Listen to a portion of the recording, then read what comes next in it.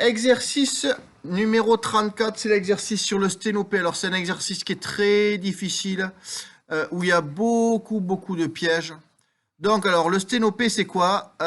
C'est donc une cabine photo, où en fait, on a un personnage qui est devant cette cabine photo, et en fait, sur cet appareil photo, on peut considérer ça comme un appareil photo, l'image se retourne. Et donc, on a le pêcheur de l'autre côté, en miniature. Donc, je pense que la première chose à faire quand on a ça, c'est essayer d'extraire la figure. Donc, on va mettre le pêcheur ici. Et en fait, le pêcheur, ça va devenir quoi? Hop. En fait, on a le pêcheur ici et on a son image là. J'ai reproduit en 2 dimensions une image qu'on avait ici. Alors, nous, ce qu'on cherche, c'est la taille du pêcheur. Sans la canne à pêche, on sait que sa canne à pêche dépasse de 7 cm, mais ça, on s'en occupera plus tard. On sait quoi? On sait que l'image retournée, la consigne nous dit qu'elle fait 8 cm.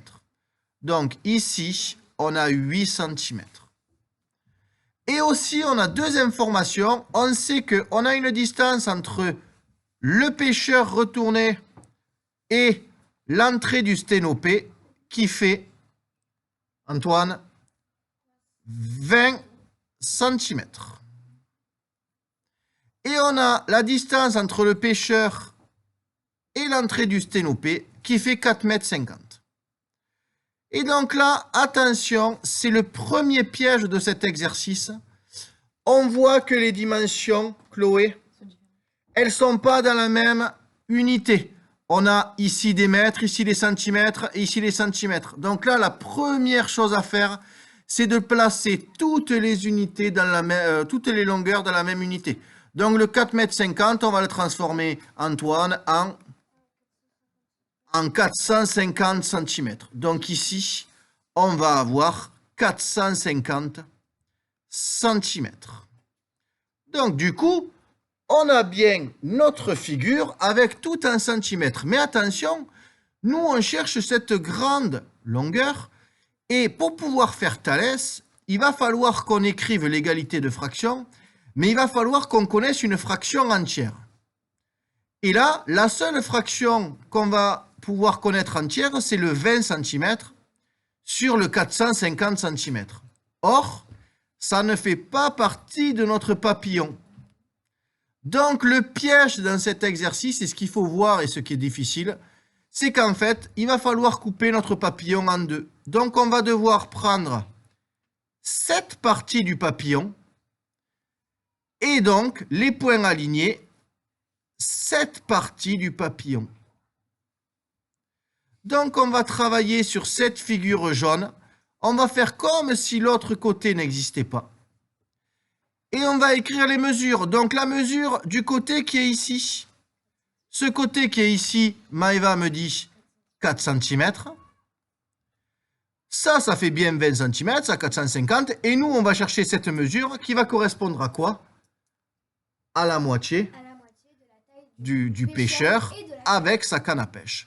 Donc, on va mettre des lettres. On va écrire donc sténo, par exemple. Hop, S-T-E-N-O et P. Et donc, on va faire... Alors, c'est bon, sténo, ça marchait. Donc, hop, c'est ici qu'on peut mettre le point O. Donc, on est bien sur sténo. On va faire toute la rédaction, donc les droites parallèles, les points alignés et d'après l'égalité de Thalès. Donc, on vient de faire l'égalité, on vient d'écrire la rédaction. Maintenant, on n'a plus qu'à écrire l'égalité. Donc, on va faire l'égalité des 3 fractions. Et il ne faut pas se stresser, Léliana, s'il y a une fraction qu'on ne connaît pas entièrement. On s'en fiche royalement. Donc, on va avoir donc TS sur Tn. Et ça, c'est une fraction qui ne nous intéresse pas du tout. Égale à TO sur TE. Égale à SO sur EN. Bon, la première fraction, on s'en fiche royalement. Donc, on peut la réécrire, mais on n'est même pas obligé. TS sur TN. égale à TO sur TE. Donc TO, ça fait 20 sur 450. Donc 20 sur 450. Égale SO, ben c'est 4 cm, donc 4. Sur EN, c'est ce qu'on cherche. Donc maintenant, on n'a plus qu'à faire calcul de EN. N'oubliez jamais ça, vous écrivez EN et vous écrivez le produit en croix. Donc 4 fois 450 divisé par 20. Et quand on calcule ça, on trouve combien, Léliana? On trouve 90.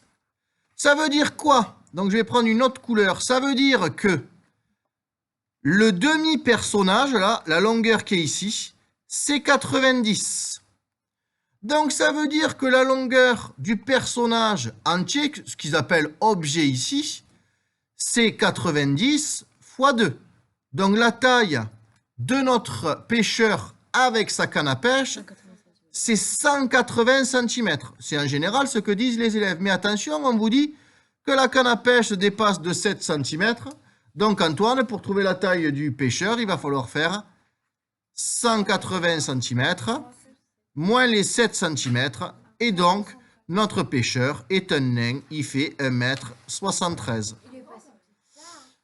L'exercice est fini.